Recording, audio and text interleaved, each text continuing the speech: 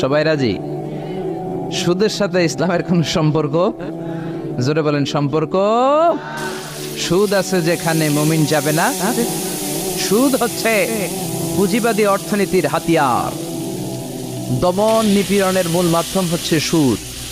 এই সুদের কারণে যারা ধনী এরা শুধু ধনী হতে থাকে, আর যারা গরিব শুধু গরিবই হতে থাকে। ইসলাম চায় না যে রাস্তার এক পাশে পাঁচতলা আর এক পাশে থাকবে গাছতলা। চিল্লা এখন ঠিক কিনা? ইসলাম চায় কায়লা ইয়াকুনা দুলাতান বাইনাল আগনিয়া মিনকুম, সম্পদ যাতে ধনীদের হাতে কুক্ষিগত হয়ে না থাকে, সম্পদের তারল্য যাতে সবার হাতে পৌঁছে যায়।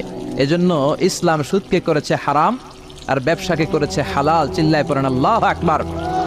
এজন্য রাব্বুল আলামিন বলেন ওয়া আহাল্লাল্লাহুল বাইআ ওয়া হারামার রিবা, আমি আল্লাহ তোমাদের জন্য সুদকে করলাম হারাম আর ব্যবসাকে